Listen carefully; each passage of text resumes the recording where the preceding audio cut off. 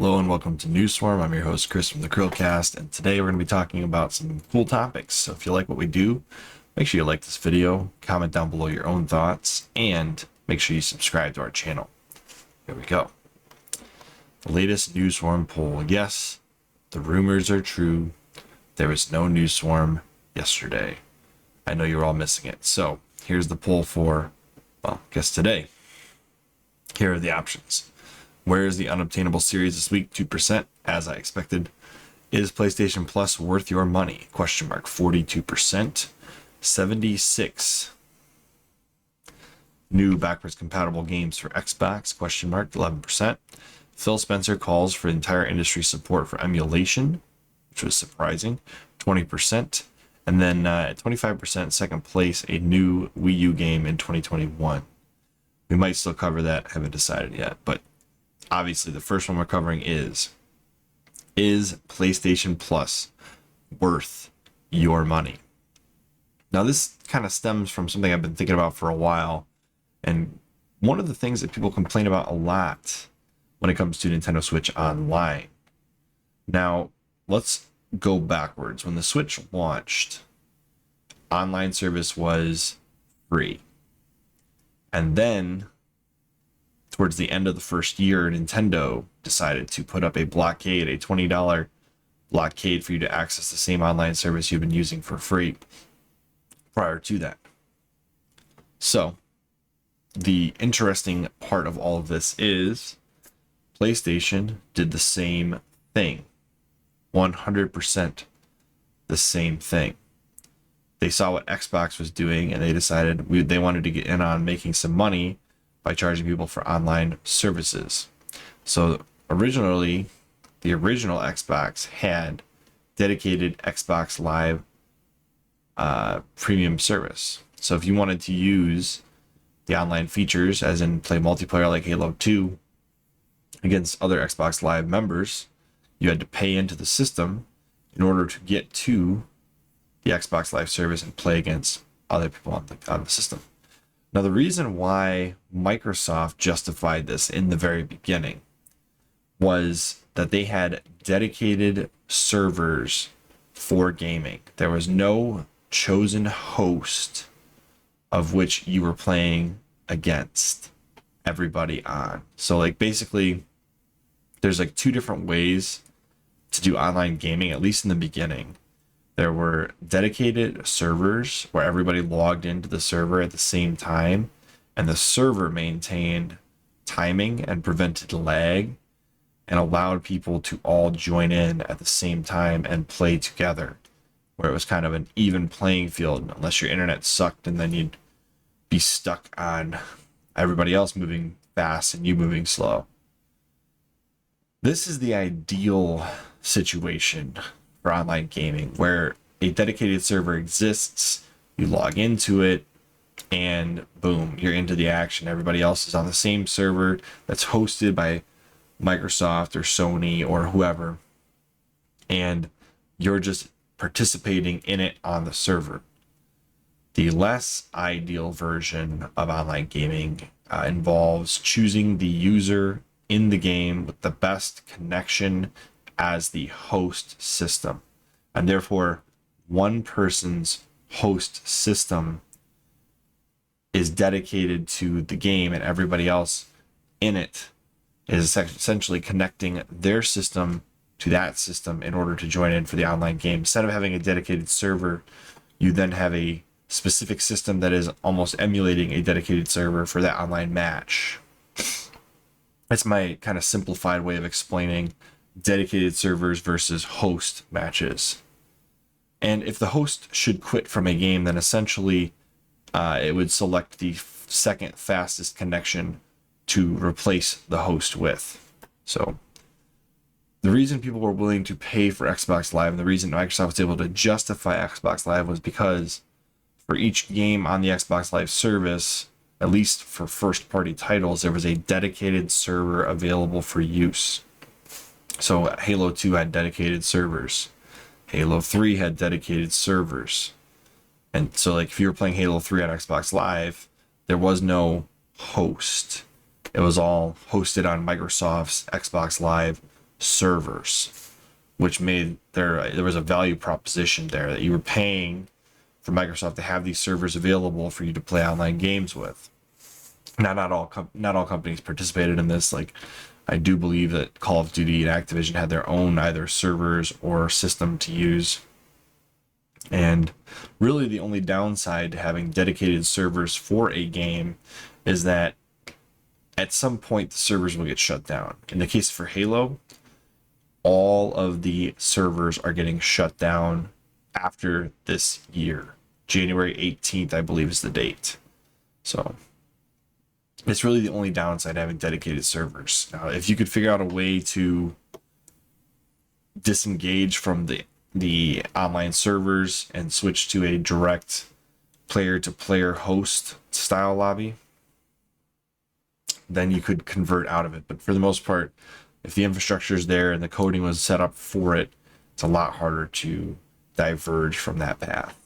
So anyways, that's kind of the background of Xbox Live, dedicated servers, people willing to pay for it. So let's fast forward to the PlayStation 3 when it launched in 2006. Let's see if we can find that in here. Yep. So in 2006, the PlayStation 3 released. And in March of 2006, Sony officially introduced its unified online service, tentatively named the PlayStation Network platform. Now, PlayStation 3 launched with PlayStation Network, which was free for all users. But PlayStation also did not have dedicated multiplayer servers when they launched. So basically each game online had to have its own method of connecting players to each other to get out online. So Call of Duty had their own setup. Battlefield had their own setup. Any game like that had its own setup connected to the PS3 PSN network. All right. And then later on, I want to say 2010. Let's see if we can find this. Sony unveiled PlayStation Plus. Now this is still PS3 time frame. It still exists. But PS Plus was like this additional thing that you could get. Like, oh, you want these additional items? There were things like early access to the upcoming games, a regular PlayStation Store discount, occasional discount on a variety of non-PlayStation related products, the ability to have software updates download automatically to the console, and they added the PS Plus monthly games that were part of the PlayStation 4 service. But originally, PlayStation 3 did not require PlayStation Plus to play online, and it still doesn't. Still technically doesn't. But starting with the PlayStation 4, if you wanted to play multiplayer games online, you needed PlayStation Plus. So we went from free to play on the PS3 to now you need PlayStation Plus on the PS4 to play online games for multiplayer. So PlayStation did the same thing Nintendo did with the Switch, except they split it by a generation. They didn't launch a product, the PS Plus, optional for online gaming, and then add it later. So multiplayer online requires PS Plus now, from the PlayStation 4 going forward all the way to the PlayStation 5 now, with free-to-play games excluded, like Fortnites and that kind of stuff. Obviously, we're excluded from that, but every other game required PlayStation Plus. So, now here we are. The question has been asked, is PlayStation Plus worth your money? And I would argue, if the only reason you're paying for PlayStation Plus is to play online games for multiplayer, I don't think the service is worth it at all. In fact, I think you'd be much better off getting Xbox Game Pass or Xbox Live if you're just doing it for multiplayer and that's it. Xbox is definitely the place to be for multiplayer based games. Now, there are other features available in PlayStation Plus that I think are worthwhile, and that's part of the reason why I pay for PlayStation Plus. Let's just look. So PlayStation Plus here. Enhance your PlayStation experience with access to online multiplayer, monthly games, exclusive discounts, and more. Let's see here. I don't think I've ever spent enough money on PlayStation Network Store to justify it just based on discounts. So don't pay for it for discounts. Take that as an extra benefit. If you're going to get PlayStation Plus, though, I highly recommend consider this $60 price tag for sure, because it's none of these elements are worth it, okay? With the $9.99 per month, you're going to pay $120. That's double the $59.99 price. For $24 every 3 months, $25 really, every 3 months, you're going to pay over $100 when you include taxes. So you're still talking like $40 over. So if you're going to do this, go with the 12-month plan. You'll save yourself a ton of money in the long run. $60 per year is definitely more manageable than $120 or $100. So make sure you got $60 ready to go if you're going to do this. So the PlayStation Plus features. Discover great games, connect with friends, and enjoy new ways to play. Now, you can still talk to your friends without a PlayStation Plus account. Messages, voice chat, all that good stuff. You just can't play online with your friends. All right, let's see here. So they do have the PlayStation Plus monthly games, which are usually pretty decent. At the time of this recording, I do believe Kingdoms of Amalur: Re-Reckoning is still available for anybody who wants it. You also get online multiplayer. So it says lead your team to glory, ride into battle, PS Plus online multiplayer opens new worlds in your favorite games, lets you play online with friends, and compete in online tournaments, and is your invitation to join a global community of online gamers. Now, I completely disagree with any company locking online multiplayer behind a paywall, unless they have dedicated servers, and those need to be maintained. So when Halo Infinite launched, if there are dedicated Halo Infinite servers, which I think there are, that is a worthwhile thing to pay for online multiplayer. Most games on PlayStation do not have a dedicated server, at least not one hosted by Sony. So I don't see the value in paying for online multiplayer when all you're doing is paying for the ability to host a match on your own console, and therefore introducing, or not introducing if you had a good internet connection, but lag, and being reliant upon other people's consoles and internet in order to have a good game. I disagree with that. I think this is a horrible practice, and they are not providing you with very much value if all they're saying is we are providing online multiplayer behind this paywall. It's pay to play, people. Exclusive member discounts, that's a little more worth it, especially if you're going to be buying things digitally, or if they have it discounted for DLCs. Then it's worth it for that. Worth it.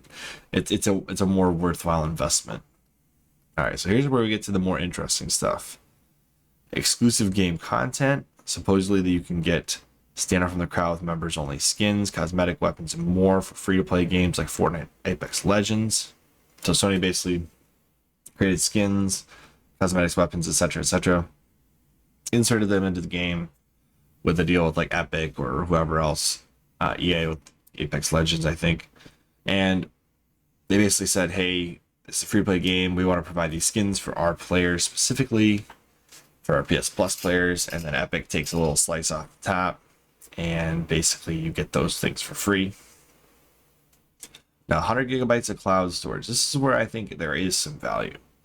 So you can save all of your games, single player, multiplayer, etc., in the cloud storage with Sony, which is something Microsoft does too. They've got the same service, but cloud saves have really saved me a lot of headaches, especially when I've had to reformat my PS4, or had to switch memory cards out on my PS Vita, or share saves across my PS Vita and my PS TV. So if an online save system is something that you find would be very convenient, then this is a value-added feature. And I personally think this is a great value-added feature because I don't even have to think about it. PlayStation 4 automatically backs up my content. My PlayStation Vita automatically backs up my content. If I ever wanted with a corrupt memory system or memory card, this is a value added proposition. Now, here's something I just learned about today, and I had no idea this was even a thing, but this is pretty cool actually, and it's only available to PS Plus members. Again, I don't know if this needs to be locked behind a paywall, but again, Sony. That's the answer I've got for you. Share play. Play multiplayer and co-op games with a friend, or hand control over to a single player adventure to your friend, even if they don't know the game. Essentially, it's like friendly remote play. You can basically say, hey buddy, you want to play Horizon Zero Dawn? I don't have that game. Well, now you do. You can play it for 1 hour on my console over the internet. Ooh, that's amazing. This is pretty neat though. I mean, like the DSi games, DSiWare, whatever, used to allow you to do this with DS games. You could basically port over a small version of a DS game to another DS, play it for a little while, like a demo style thing. Well, this isn't really a demo. This is just use your console over the internet to play somebody else's console over the internet for up to an hour. It's a pretty cool feature if you ask me. Like if you want to try it before you buy, like let's say I bought Shin Megami Tensei 3 Nocturne HD on the PS4. My buddy's got a PS4. He's like, I'm thinking about it. You're like, dude, just play mine for an hour. See what you think. It's a nice little try before you buy thing. I think it's a great feature. Not sure if you need to lock that one behind PS Plus paywall, but it's a nice feature. Now we get to PS5 exclusive PS Plus stuff. So, PlayStation Plus features for PS5. PlayStation Plus members playing on PS5 can enjoy a range of benefits, including game help. Whatever. Get help with people using the PS button. See your activity cards. Press the cross button. Open activity card. Press down on the controller. Select an objective. Press cross button on objective. See hints on how to complete it. See, I just pull up my phone. I go, hey Siri, how do I beat this part of the game? No, I gotta go to Google or DuckDuckGo. Take your pick. They do now have the PlayStation Plus collection, which is included with any PS Plus subscription. Now they've got some things in here that are like, oh yeah, vanilla Persona 5. Woo. It's like, probably asked Alice, can we have Persona 5? They're like, the original one you can. For a hefty sum. But I digress. There are some pretty good value in here, along with some kind of not so much value, but still, I mean, they are offering these games for free at no additional cost. So that's nice. And that's it. That's basically it right there. That's PlayStation Plus. So you've got online multiplayer, the PS Plus collection. You got several cloud features and various unique skins in games. Call that an extra feature. You got share play, which is cool. It's basically just remote play for your friend. And you got member discounts. That's pretty much it. So realistically, unless you are exclusive to PlayStation, or you need cloud saving, or you like the PS Plus titles they deliver, I just don't think you need PlayStation Plus. Unless you, like I said, unless you multiplayer game on the PlayStation, then it's a paywall, but it's still not worth it. For me, it's worth it because of ease of mind. My PS3, my PS Vita, my PS4, they all cloud save. I don't have to worry about losing my saves at all.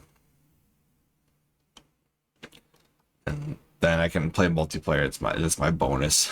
It's multiplayer for it. Everything else, I mean, I do get the PS Plus games occasionally. Like I did get Kingdoms of Amalur. Yes, I did, Will. I got it. Sorry, I haven't played it yet. I did get it on PS Plus for free. But like I said, I don't think Sony gives you enough here. If all you're doing is playing multiplayer, you'd be better off on Xbox. There's at least a little more value there in regards to the online multiplayer. At least there was in the beginning.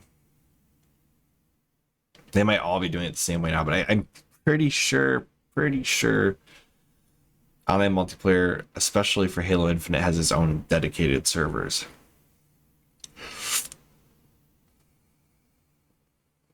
Because, I mean, Microsoft has always just done that, I don't know what else to tell you. So let's think about it. I mean, the games on a specific month could be equivalent to the $5, but in reality, if you didn't want the games in the first place, they're not worth anything. So the PS Plus games are hit or miss. They could be really good or really bad, like Kingdoms of Amalur Re-Reckoning. That's a pretty good value in my opinion, but that's my opinion. That's at least worth the $5 you're paying per month at the $60 rate per year. Now just keep in mind, you don't own these games. Any PS Plus game that you get from the PS Plus monthly offerings goes away the second that you lose your PS Plus subscription. So you stop paying, you lose it, just like Nintendo Switch Online. You stop paying, you lose it. So there's that. But yeah, if you spend a lot of time in digital purchases, PS Plus might be worth it. If you spend a lot of time on online multiplayer, it might be worth it for you. But if any one of these features is not worth $60 to you, then, but like I said, online multiplayer, the paywall was added later. It was not there to begin with. It didn't need to be there. Sony didn't need to charge you for online multiplayer, but it was the easiest way to get everybody onto the PS Plus service because there was no incentive to begin with when you play online multiplayer without it. And all you got was exclusive discounts and some early things on games. So to entice people onto it, they locked all multiplayer behind a paywall that is the PS Plus paywall. Anyway, that's my rant on it. I personally don't think that PS Plus is worth it for just getting past the online multiplayer paywall. I do think that there's no reason for that to be the case. And the cloud saving and everything else that they give you now mostly makes it worth it. And they really don't need to keep the multiplayer locked behind the paywall, but they do just to keep users on the service. We got 109 million PSN users, and I don't know how many PS Plus payers there are, but somewhere around 109 to 110 million PSN accounts exist that are active apparently. So they're doing something right. Anyway, as always, I'm Chris. And if you enjoy the content that we put out, make sure you guys subscribe. Comment down below. Do you think PS Plus is a worthwhile service? And yeah, like or dislike this video if you actually do dislike it or you actually do like it. And I will see you all on the next one. Bye, guys.